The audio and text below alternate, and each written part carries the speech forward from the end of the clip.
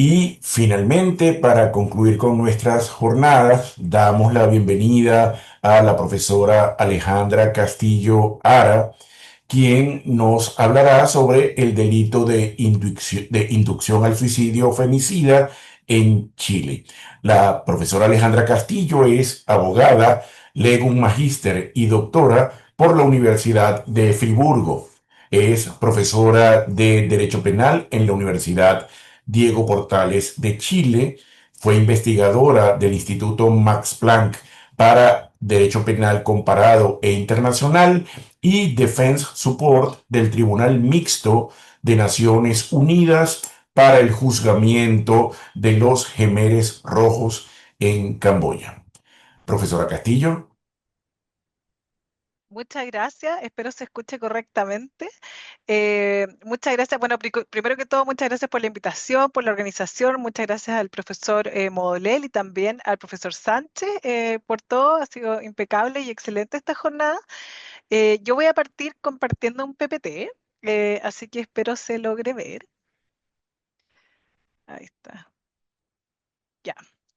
¿Se alcanza a ver correctamente o no? Sí, profesora, se ve Sí, bien. perfecto. ¿Y se ve bien? Ya, ok. Bueno, yo les voy a hablar hoy día sobre suicidio femicida y les digo desde ya que yo tengo más dudas que certezas respecto de esta materia. Es un tipo penal, por supuesto, de la parte especial de la regulación del Código Penal chileno, pero cuyos ejes problemáticos se vinculan necesariamente, obviamente, con la parte general. Así que, sin más, les voy a mostrar más o menos eh, de qué trata y voy a hacer algunas consideraciones previas para darles contexto, porque es una figura que es bastante anómala. Chile es el único país junto con El Salvador que tenía una figura parecida de regulación sobre suicidio femicida. Y es una disposición que salió o apareció en la ley chilena hace casi 2 años, es bastante reciente, a raíz de la ley 21.523, que es una política reaccionaria frente a un caso concreto, ¿no? Que es la tónica más o menos estándar de Chile para la creación de normas penales, ¿no? Ocurre algún caso mediático y se crea la norma correspondiente en relación al caso mediático, muy vinculado con lo que ustedes ya me imagino conocen, este populismo punitivo, ¿verdad? Que es las leyes con nombre y aumentos penológicos, etcétera, de cara a la mediatización de ciertos ilícitos.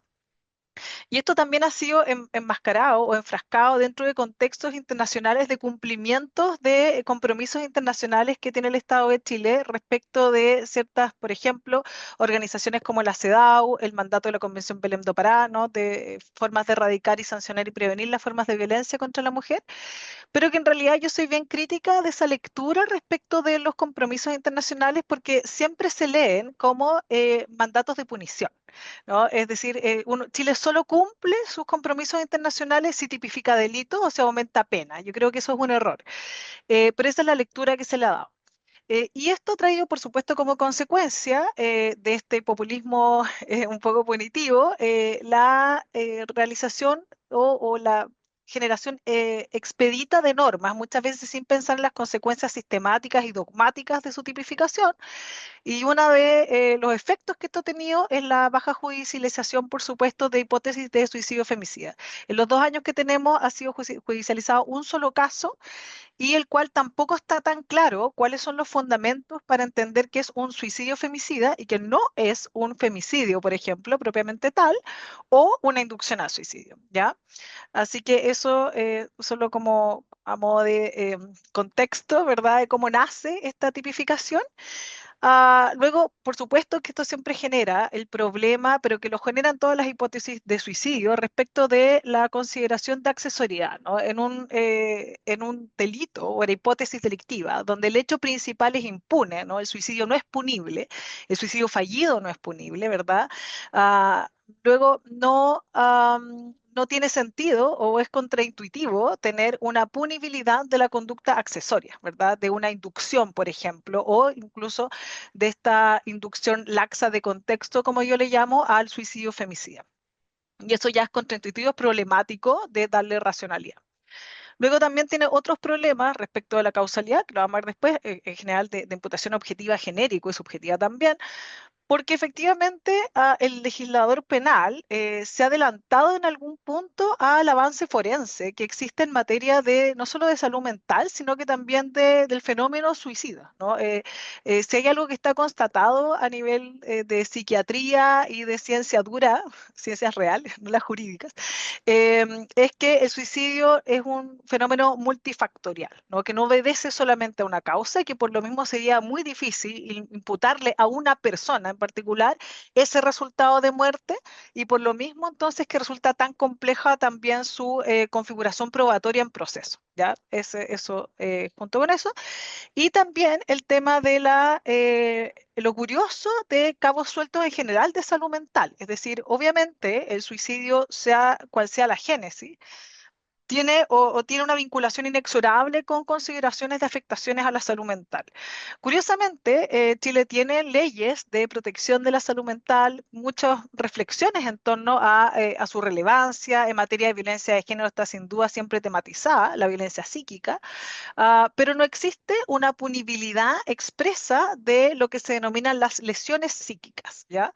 Nosotros tenemos una protección integral en la sistemática de las lesiones, protección a la salud, pero estas siempre van asociadas a una corporalidad, ¿no? Corporalidad en términos de lo que es físicamente visible del cuerpo, tejidos, ¿no?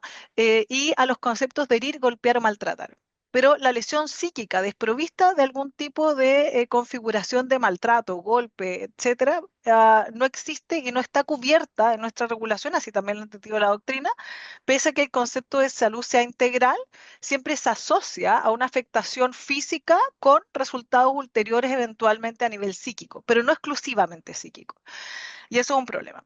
Y lo otro problemático de esta ley, no solamente el suicidio femicida, que obviamente está vinculado sin duda con temas de violencia de género y orientado a la víctima mujer, es el problema de la reiteración de sesgos en la tipificación. Es decir, esto se vincula porque esta ley no solo cambió una configuración de la sistemática de los delitos contra la vida, sino que también modificó ciertas reglas procesales importantes, que no solamente van a ser pertinentes para este tipo de delitos, sino que también para otros, tales como que uno no puede contrainterrogar o interrogar a una víctima en ciertos delitos, o sea, en un proceso, si es que ese interrogatorio la humilla o le causa sufrimiento. Esto tiene que ver en general, por supuesto, con víctimas mujeres y con criterios como el sufrimiento que también son difíciles de calibrar, ¿no? ¿Quién sufre y quién no sufre? O cuál es el baremo del sufrimiento admisible más allá de lo inherente a un proceso, es algo que no está claro. Y por supuesto esto replica el factor también de género de solo la víctima ideal es la víctima sufriente, ¿no? Que es un concepto que ha desarrollado mucho Christie en contexto también de trata de personas, respecto de cuáles son las víctimas que pueden ser consideradas como tal respecto al deber ser de la víctima. Y esto, por supuesto, que a mí me parece atentatorio contra la equidad de género, sino que simplemente una reiteración de sesgos respecto de mujeres sufrientes y no mujeres con agencia.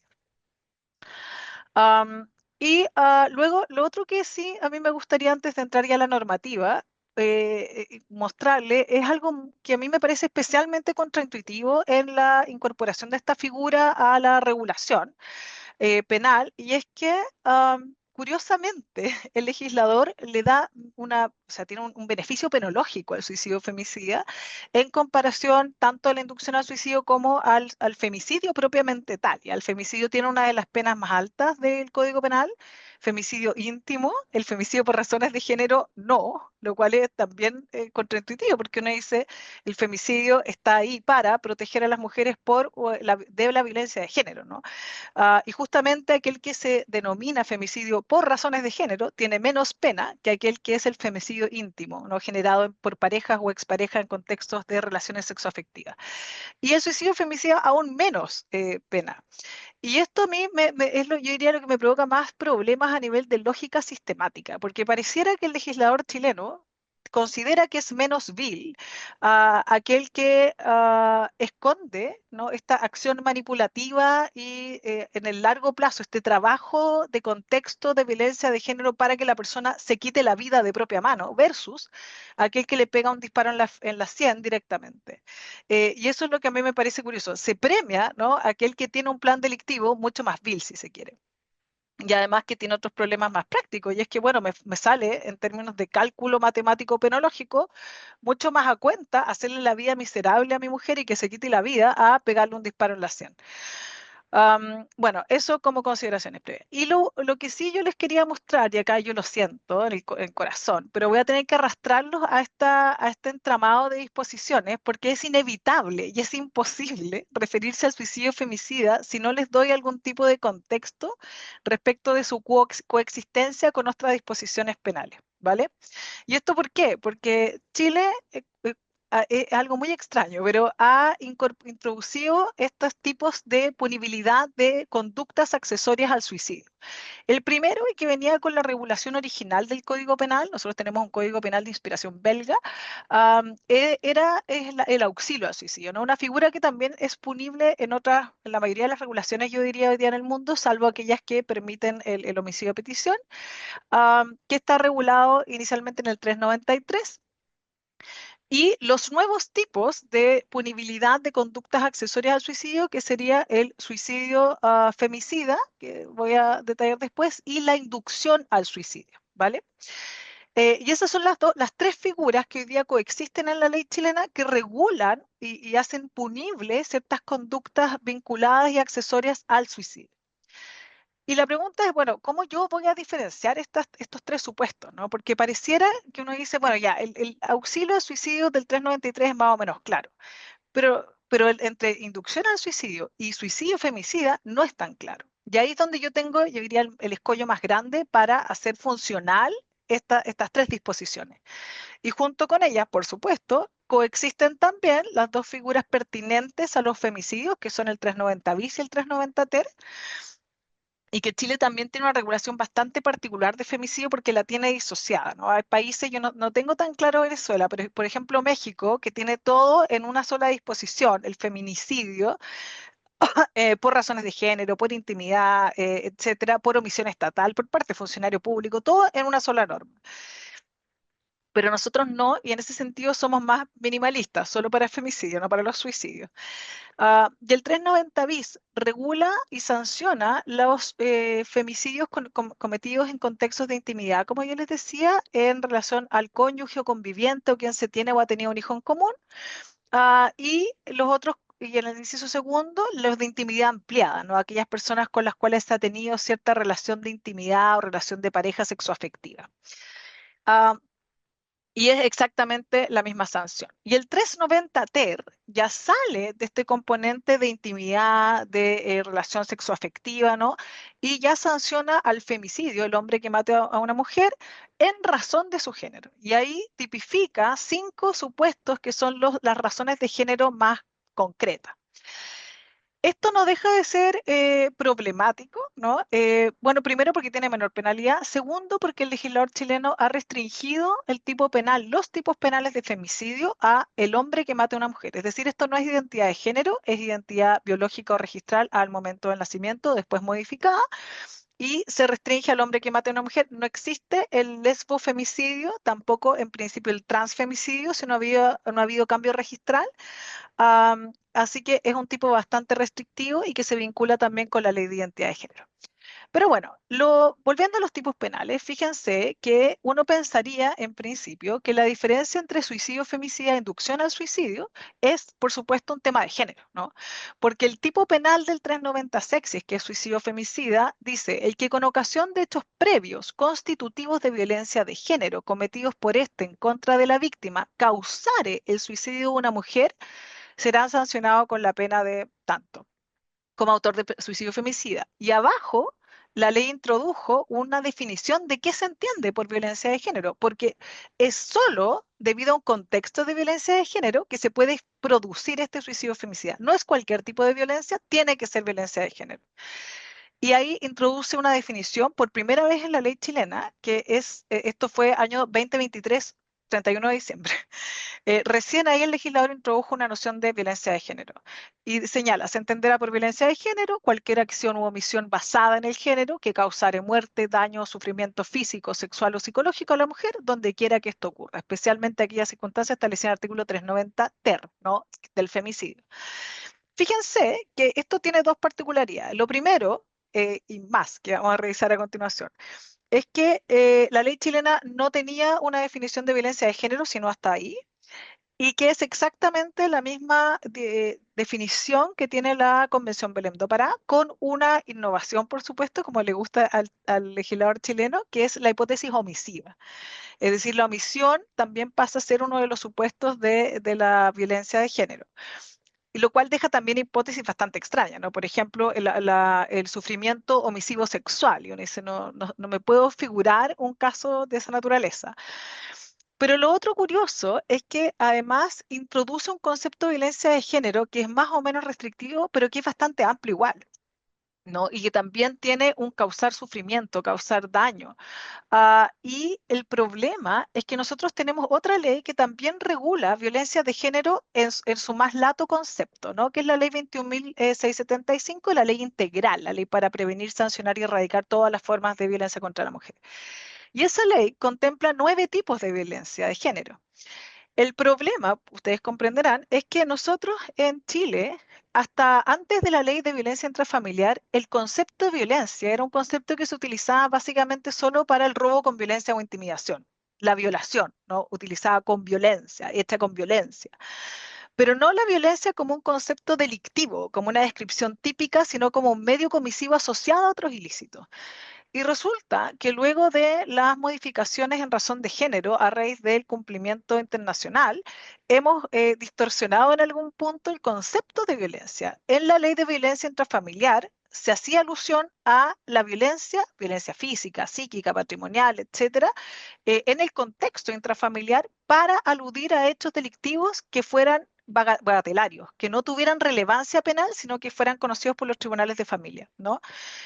Y ese era el concepto de la violencia. Pero resulta que hoy parece que nuestro legislador utiliza un metaconcepto de violencia, ¿no? Es un gran concepto que abarca otras formas delictivas. Entonces, por ejemplo, ya no se hace alusión a la violación, al abuso sexual, sino que a la violencia sexual.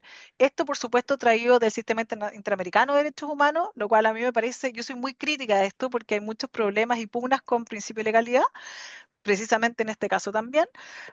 Y la pregunta es, bueno, la violencia de género que es suficiente para satisfacer la hipótesis basal del suicidio femicida, ¿van a ser también estas 9 formas de violencia que contempla la otra ley? Y eso es curioso. Pero además esto me dice, primero, la violencia de género como tipo autónomo no es punible, no existe un tipo penal que diga la violencia de género está sancionado con 2 puntos, eso no existe en la ley chilena, pero sí sirve para servir de base a la configuración de suicidio femicida, ¿no? Y además, lo que me dice el 390 Sexies es que el género no es lo distintivo entre la inducción al suicidio y el suicidio femicida, porque el 393 bis, que es el tipo penal que está al lado, agrava la sanción penal si es que la inducción al suicidio se comete por razones de género y hace alusión al femicidio por esas razones.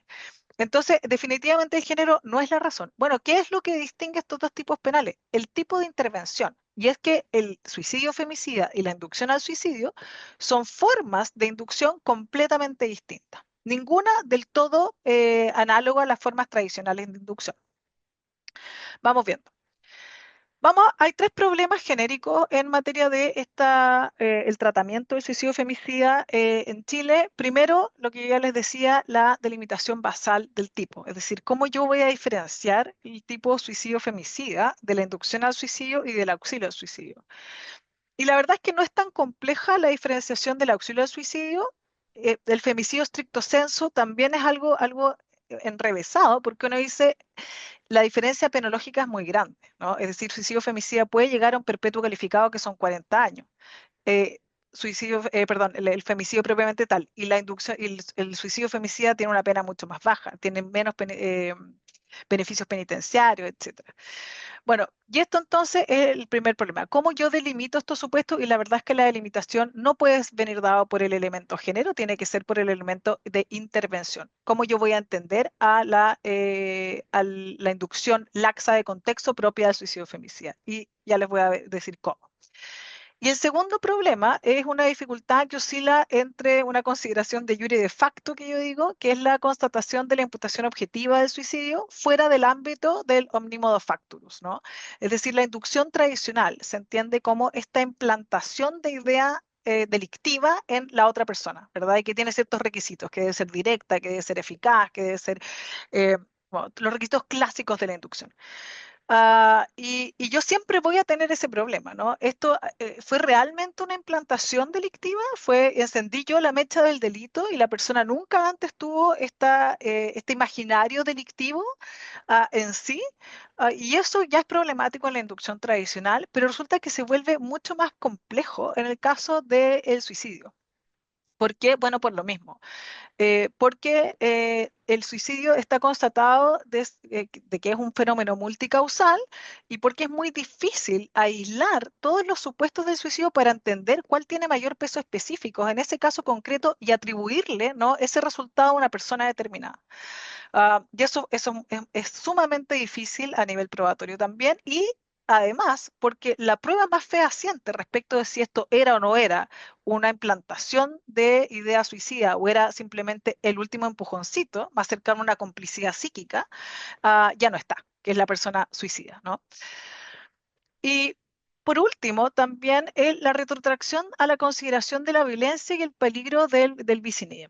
Bueno, ¿por qué? Porque como yo les decía, la violencia de género, que está considerada como el supuesto basal para la imputación a título de suicidio femicida, no está tipificada de manera autónoma. Por tanto, violencia de género constitutiva del supuesto basal del suicidio femicida puede ser cualquier tipo de delito sexual, cualquier tipo de microviolencia, incluso de casos bagatelarios propios de violencia intrafamiliar.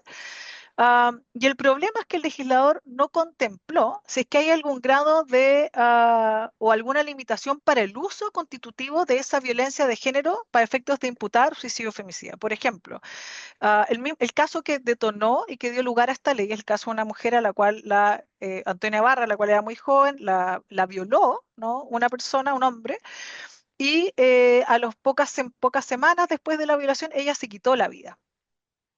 Luego la pregunta es si es que en ese caso de la violación, primero que todo, si eso hubiera ocurrido hace 5 años y el delito nunca se judicializó o incluso se judicializó y cumplió la condena y la víctima después se quita la vida 10 años después producto de esa violación que nunca pudo olvidar.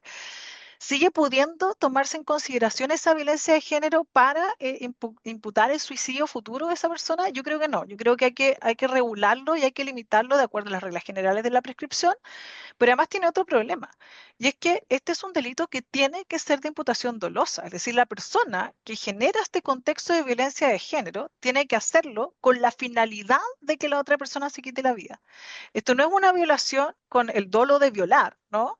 Pero que yo no quería que la persona se matara. Adicionalmente, yo soy un violador, pero no soy un asesino, que es un poco la respuesta que se le hacía al violador de esta mujer, ¿no? Le decía, mira, aun cuando hoy día esta ley hubiera estado vigente para este caso concreto, este violador, si bien es violador, no es autor de suicidio femicida, porque él no quería que ella se matara. Él no generó este contexto de violencia sexual, para ponerlo en los términos de la violencia metaconcepto, para que ella se quitara la vida. Él quería violarla y punto, ¿no? Y eso es algo muy complejo respecto de la constatación y esta construcción, ¿verdad?, de tanto imputación objetiva como subjetiva. Es decir, tiene que haber dolo de matar o tiene que haber dolo de causar muerte.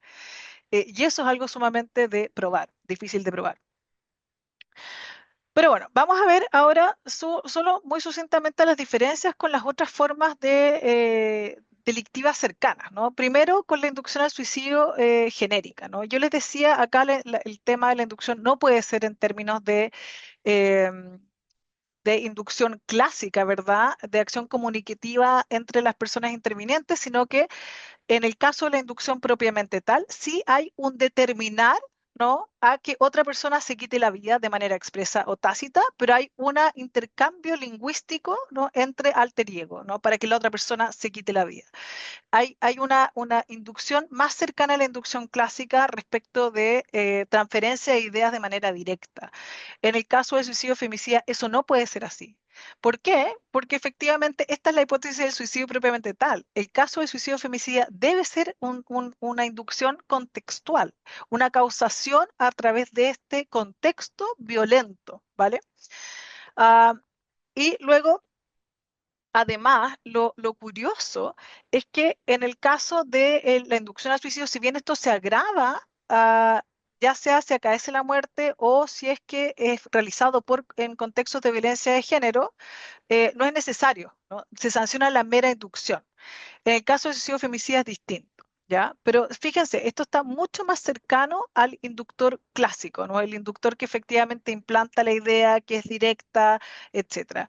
Ojo que también esta figura tiene otro problema respecto de cómo diferenciarlo con el femicidio propiamente tal, ¿no? Porque al final, bueno, yo también voy a beneficiar finalmente penológicamente a alguien que le dice, mira, mátate ahora. Hay una pistola, dispárate en la sien versus alguien que agarra la pistola y le dispara. Es decir, la diferencia penológica es tan sustantiva respecto a un matiz conceptual eh, que no es o yo creo que no tiene tanto peso específico para justificar esta diferenciación.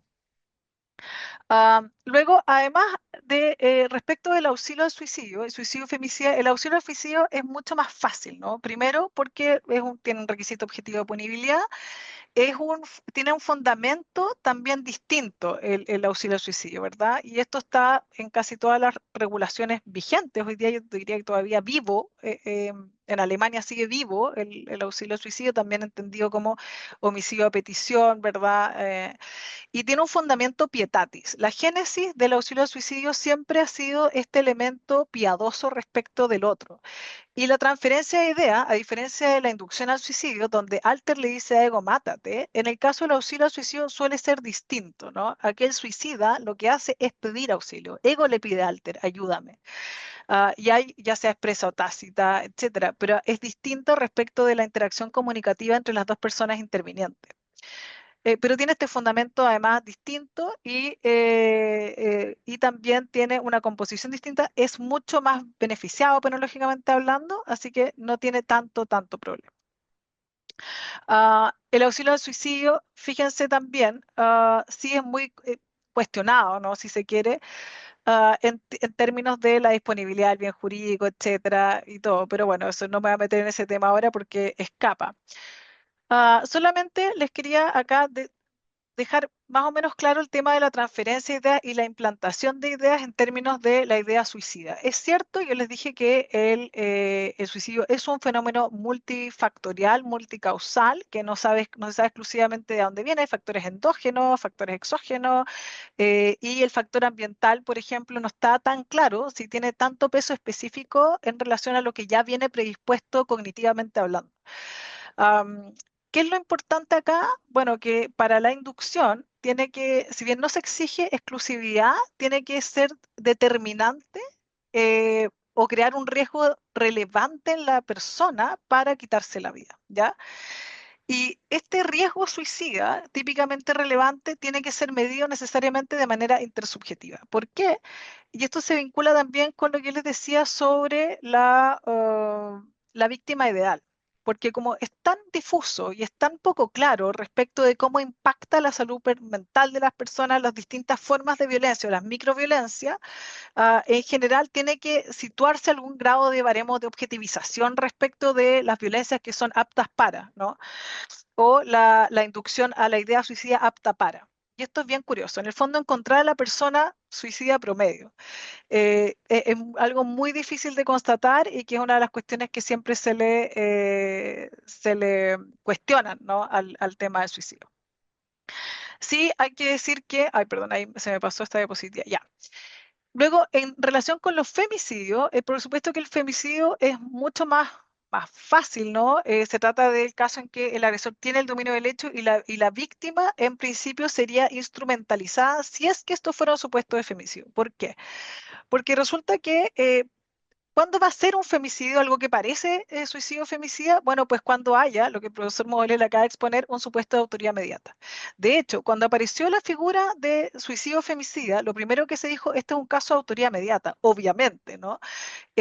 porque la persona de adelante, la persona que se quita la vida, está siendo instrumentalizada por este ser maquiavélico de atrás que está creando este contexto para que ella se quite la vida. Y mi respuesta inmediata es, no puede ser, porque si es autoría inmediata, entonces no puede ser suicidio o femicidio, tiene que ser femicidio. ¿Por qué? Porque la persona adelante entonces o está coaccionada, por tanto no es libre, o es una persona que carece de libertad de la voluntad, cuasi inimputable, por tanto tampoco es libre. Y quien tiene el dominio del hecho es la persona de atrás y por tanto es femicidio. No vamos a beneficiar penológicamente hablando a alguien que con ese nivel de maquinación está escondiendo un suicidio femicida. No puede ser. Sí, entonces es la única forma de leer que en este caso se trataría de un femicidio propiamente tal y no de un suicidio femicida. Y es la lectura que no se le debiera dar, ¿ya? Y además, fíjense, es muy curioso el tema de que el suicidio femicida tenga una penalidad mucho más baja que el femicidio propiamente tal. Y ahí siempre se genera la duda respecto a esta persona fue instrumentalizada o no. Hay que partir de la base que todas las hipótesis de suicidios asumen que la persona de adelante es una persona libre, ¿no? Porque si no estamos en autoría inmediata y no estamos en estas sedes anómalas de inducción. Um, Bien, bueno, ¿dónde vamos a circunscribir entonces la autoría y participación del suicidio femicida? No puede ser autoría inmediata, obviamente, tampoco puede ser una inducción estándar, porque si no, no hace operativo el tipo penal, porque tenemos la otra tipificación de la inducción propiamente tal, ¿no?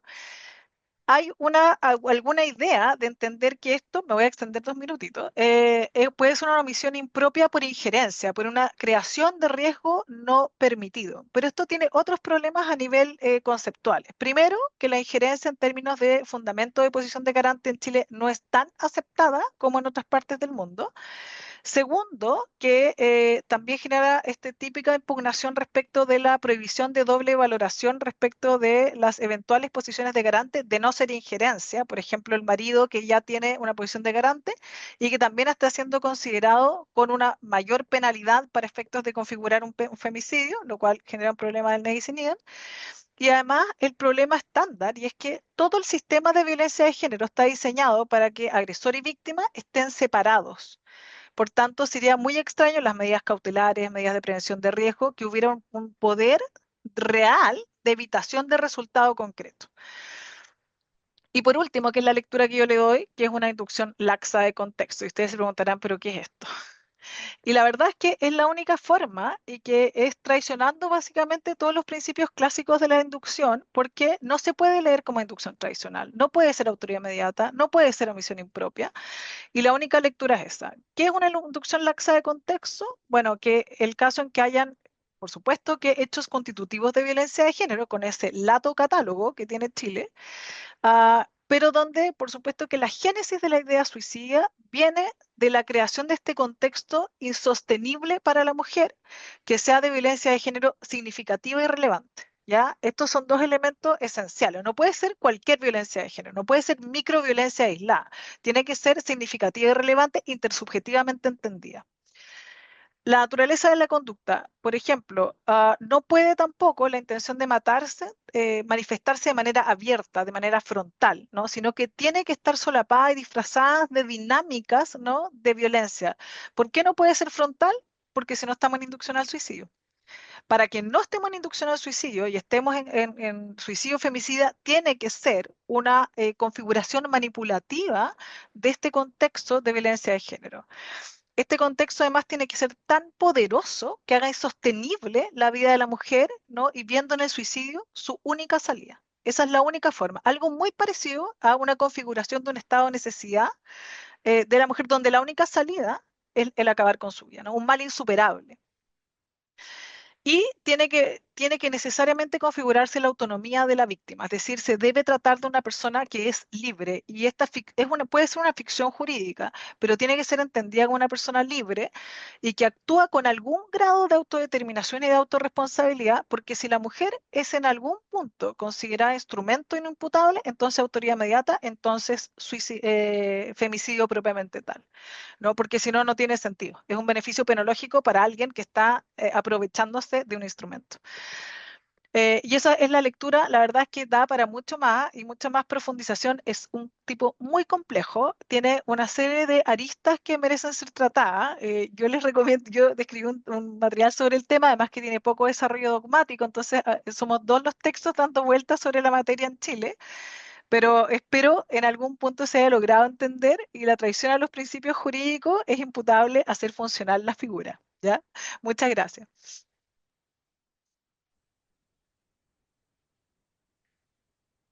Muchísimas gracias, profesora Castillo. Interesantísimo el tema y de hecho hay varias preguntas eh, formuladas por los participantes. En el chat, María Flores plantea lo siguiente. Lo denominado suicidio femicida podría ser considerado como una unión del artículo 53 de la Ley Orgánica sobre el derecho de las mujeres a una vida libre de violencia, violencia psicológica, con el artículo 412 del Código Penal, instigación al suicidio.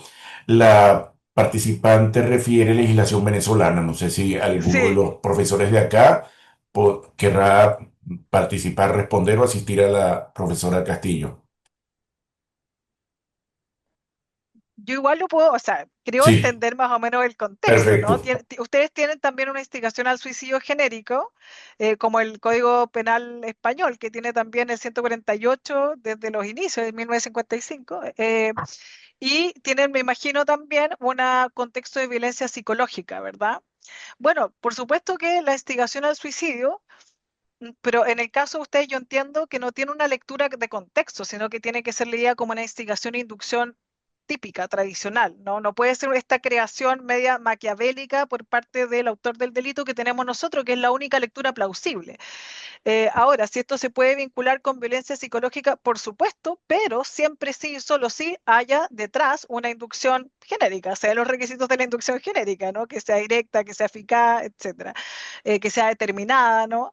Pero no puede ser el caso de una persona que se quita la vida y que lo hace a raíz de un contexto de violencia psíquica. Yo entiendo que eso no estaría cubierto por el tipo de la inducción, porque tampoco en España lo hay, pese que hay algunos casos, estoy entendiendo que tiene un tipo bastante parecido, de, por ejemplo, la afectación, la violencia, perdón, la afectación moral, ¿no? A la integridad moral, que es muy parecido a la lesión psíquica, pero que no es el mismo caso de ustedes, porque entiendo que es una investigación más en el sentido tradicional, ¿no? La nuestra, por ejemplo, tiene esa anomalía que no puede ser leída en el sentido tradicional, tiene que ser leída en un sentido exótico, porque si yo le doy más contenido, no hago operativo el tipo de inducción al suicidio, que es el que ustedes tienen, y si yo lo hago más frontal o la hago como, la construyo como una autoría inmediata, entonces estoy en sede de femicidio.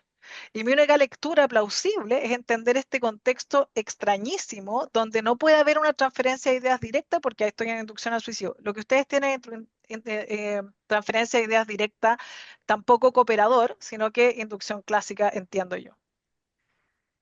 Gracias. Tenemos también un planteamiento de Albert Castillo. Él saluda. Mi primo venezolano. Sí, ¿Ya? pues, profesora, le plantea lo ¿Ya? siguiente, ¿qué propone desde su criterio a la legislación chilena sobre estos tipos penales, femicidio e inducción al suicidio, y cómo observa la regulación venezolana en cuanto a este tema? Ya. Legislación. Mire, yo les voy a ser bien honesta. A mí, como era suicidio femicidio, no me metí tanto en la regulación venezolana, hago un mea culpa en ese sentido. Pero yo entiendo que ustedes tienen una regulación muy parecida a la que tiene México, también bastante amplia, no tan limitada como la nuestra. A mí, yo soy muy contraria a las tipificaciones que lo que hacen es hacer un copio-pega de convenciones internacionales, como suele ser la Convención Belém do Pará y las 300 observaciones que tienen. Yo soy muy a favor de la regulación de la violencia de género, sin duda. Pero yo creo que hay un error en el largo plazo en términos del manejo de la violencia y esta comprensión de la adopción del modelo de tipificación estricta. ¿A qué me refiero con esto? Aquí antes había la configuración de los derechos fundamentales o derechos humanos, era para protegernos a nosotros, los ciudadanos, ¿verdad?, de sus vulneraciones. Y hoy día parece, y de la vulneración penal, el leviatán estatal. Y parece que hoy día la única forma de proteger los derechos humanos es afectando más derechos humanos a través de punición, marcos penológicos más duros, etcétera. Y yo creo que eso es un error. También es un error entender que la única forma de erradicar la violencia es con nuevos tipos penales, porque se ha demostrado en el largo plazo, y lo ha demostrado a Latinoamérica y el Caribe, que fuimos tempranos en la tipificación, 2007 Costa Rica, del femicidio, para efectos preventivos y represivos. Si hoy día, por ejemplo, en México, que estuve hace poco haciendo clases, ellos me contaban que para no tener una sanción análoga a Campo Algodonero que tuvieron el Estado mexicano producto de los feminicidios, ellos ya no clasifican los tipos, por ejemplo, femicidios frustrados, etcétera, las formas imperfectas de ejecución del delito como femicidio, sino que lesiones, etcétera, para no engrosar la cifra. Tú me dices, esto se ha vuelto una burla al sistema, y yo creo que donde yo engrosaría así en políticas públicas en términos largoplacistas de educación, de brechas salariales, que es una cuestión que uno dice esto es, nadie está dispuesto porque políticamente es menos viable, internacionalmente da la sensación de que no estamos haciendo lo suficiente. Y yo creo que por ahí está realmente la salida, más que políticas punitivistas, además de ponderar eventualmente no la pena, sino que, bueno, la pena sin duda, pero también alguna forma de medida de seguridad que nosotros tuvimos antes de, y Bachelet sacó los centros de neutralización de hombres violentos, por ejemplo, dijo, no podemos invertir en hombres violentos. Y decía, pero obvio que hay que invertir en hombres violentos, porque es la forma de socializar y educar respecto de la violencia de género. Yo, si ustedes me preguntan, minimalista, yo creo que agravante genérica, yo no soy pro tipificación especial del femicidio, mucho menos del suicidio femicida con los problemas que hay respecto de los eventos probatorios, prueba real forense, que es implausible, el forzar las categorías dogmáticas para darle sentido y racionalidad a estos tipos que coexisten. Así que es todo lo que le puedo decir. Gracias. Tenemos también un comentario, más que una pregunta, de Marieve Calderón. Ella comenta lo siguiente: la ponencia de la doctora Castillo trae a la mesa el caso de la víctima de Epstein, Virginia Giuffre, que a pesar de haber sido indemnizada, igual se terminó suicidando. Claro, ese es el clásico problema. Y también indemnizar y también que alguien, por ejemplo, sea sancionado. Una persona que cumple condena por un delito de violación y luego la otra persona se quita la vida de manera ulterior. Pero el problema es que tenemos un problema de imputación dolosa. Es decir, y que es lo mismo que ocurre con el suicidio femicida. El contexto de violencia de género tiene que tener un dolo de causar muerte. No puede ser solo violencia de género. Y ahí está el problema, porque, por ejemplo, si cada vez que una persona viola o abusa sexualmente de otra o acosa sexualmente a una persona, un acoso sexual, ni siquiera un abuso sexual, y eso puede generar, y dependiendo de la persona, un impacto psíquico que puede durar 10 años. El bullying puede durar 10 años. Y resulta que la persona se quita la vida. ¿Hasta dónde yo puedo retrotraer cosa juzgada, prescripción, relevancia para hacer la persona imputable y responsable por el suicidio ocurrido en el tiempo B, por la violencia de género del tiempo A? Entonces, eso es un problema. Yo la verdad es que estoy ahí, soy muy cuidadosa porque también hay un tema de resocialización. Imagínese, 20 años después le viene a tocar la puerta al violador que cumplió su condena y le dice, ¿sabe qué? Usted cumplió condena, pero esta persona se quitó la vida igual, así que vuelve, y no tenía dolo de matar. Si eso también es central, la imputación objetiva y subjetiva no se puede olvidar, creo yo. Bien, sí.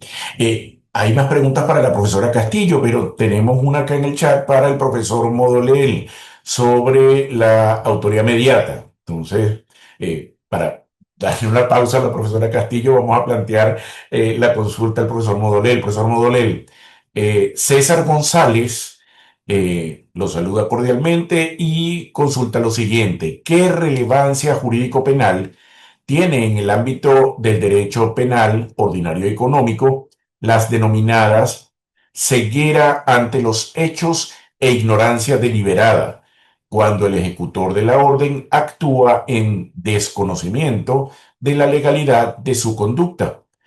Podemos responsabilizar a título doloso, por ejemplo, el lavado de activos, ilícitos tributarios, etcétera. Bueno, precisamente Y lo de la ignorancia deliberada está creado para que respondan dolosamente. El sujeto que se hace el loco, no quiere ver, sea ejecutor, sea directivo, y por lo tanto para eso se creó lo de la ignorancia deliberada, ¿no? Precisamente para aplicarles el dolo y que no respondan solo a título culposo. Eso. Bien, gracias, profesor. Profesora Castillo, regresamos con usted. Sí, dígame. Sí, Maciel Olavarría plantea lo siguiente. Respecto a las conductas constitutivas de violencia de género en el suicidio femicida, por ejemplo, amenazas, lesiones físicas, etcétera, que en sí ya pueden constituir ilícitos autónomos, estas podrían considerarse como delitos en concurso real con el suicidio femicida, o bien deberíamos entenderlas como parte de un proceso unitario de violencia de género que culmina en el suicidio. Ya, es una buena pregunta. Yo creo que ahí efectivamente es un presupuesto del femicidio. Y es decir, no podría haber un concurso real. De hecho, yo creo que habría incluso un concurso aparente donde estaría absorbido el desvalor de injusto de esos delitos en el supuesto concepto de violencia de género lato del inciso segundo.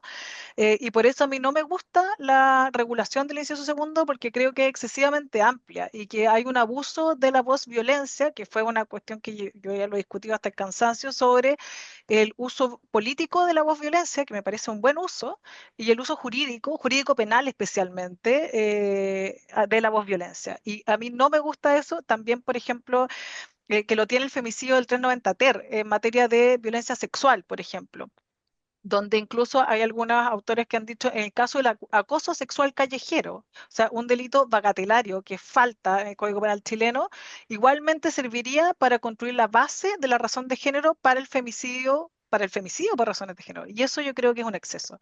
Y en este caso es que si no se le da esa lectura, yo no veo otra, porque si no se deslegitima la génesis, ¿no? Que es la violencia de género, creo yo.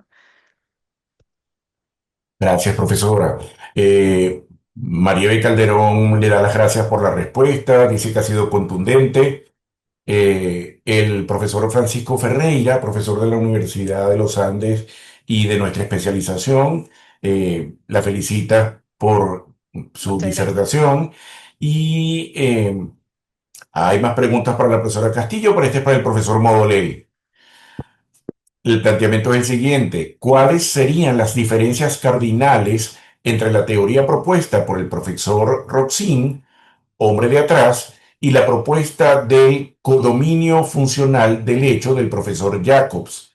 Y, por otra parte, ¿pudiera la propuesta del profesor Roxin sobre la responsabilidad en aparatos organizados de poder diluir la responsabilidad de la gente que materializa el hecho cuando éste no es un instrumento por no actuar bajo error, coacción o ser inimputable?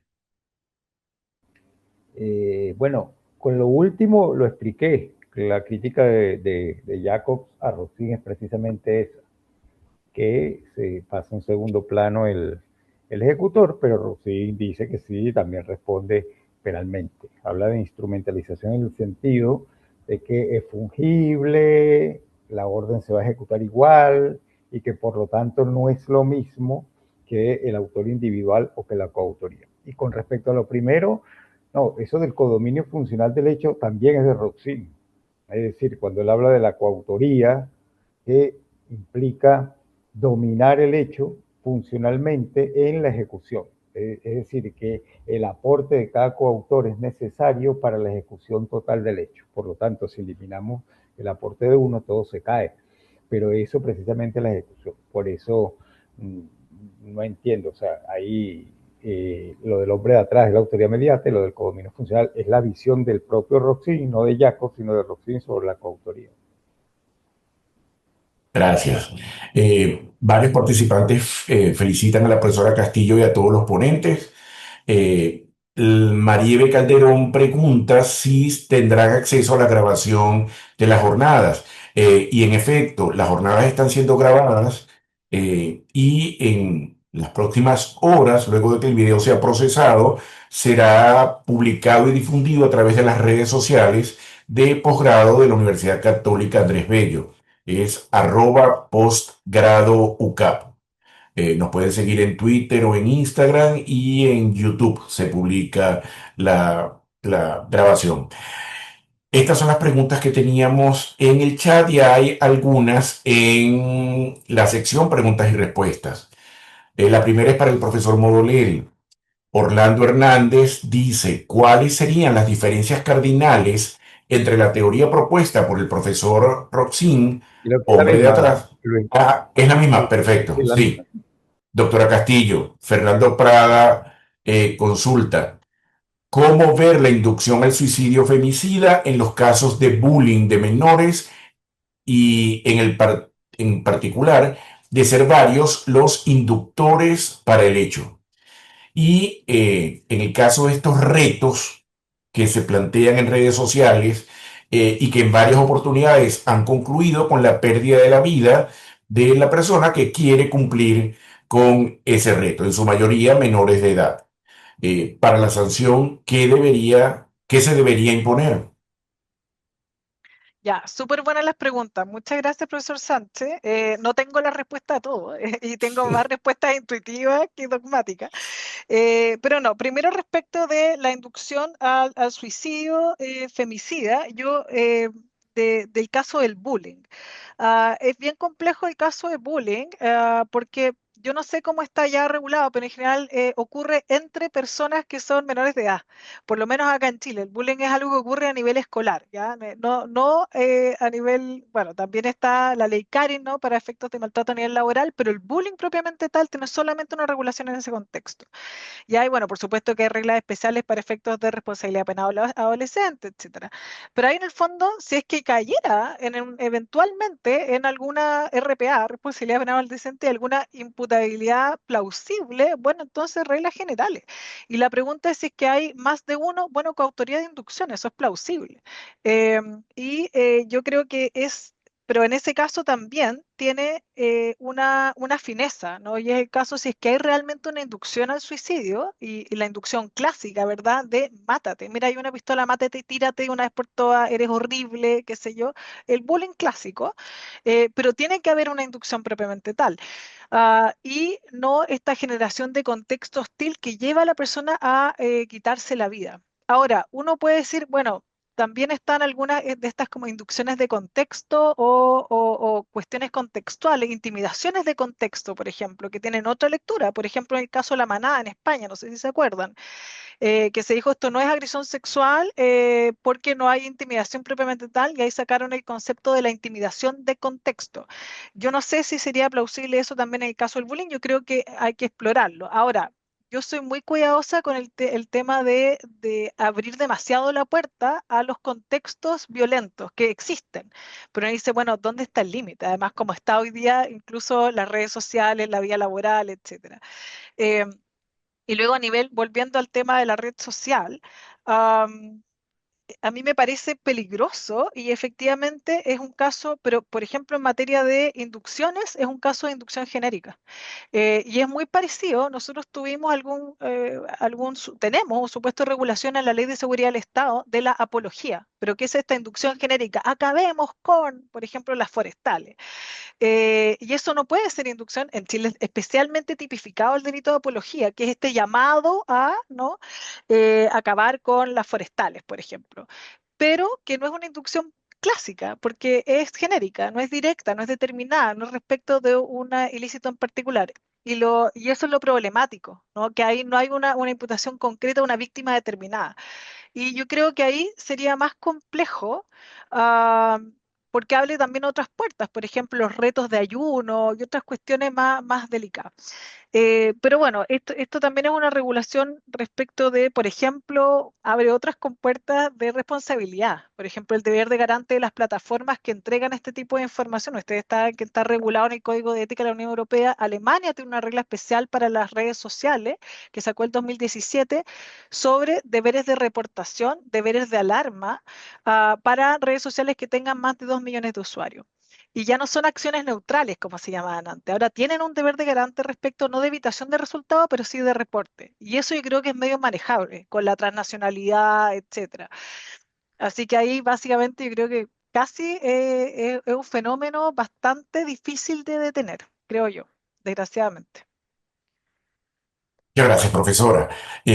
Con esta intervención concluimos los planteamientos y preguntas formuladas tanto en el chat como en la sección de la aplicación. Y antes de darle la palabra al profesor Carlos Simón Bello para que cierre las jornadas en nombre del Grupo Venezolano de Profesores y Profesoras de Ciencias Penales, quisiera de nuevo en nombre de la Facultad de Derecho de la Universidad Católica Andrés Bello, de su decano, el profesor César Carballo, y de nosotros acá en la dirección de posgrado, agradecer grandemente al Grupo Venezolano de Profesores y Profesoras en Ciencias Penales por habernos permitido participar como anfitriones en este encuentro y especialmente agradecer a las profesoras María Inmaculada Pérez y Alejandra Castillo y a los profesores Carlos Simón Bello, Luis Gerardo Gabaldón, Ángel Serpa y Juan Luis Modoler por las valiosas intervenciones que nos han brindado en la tarde de hoy.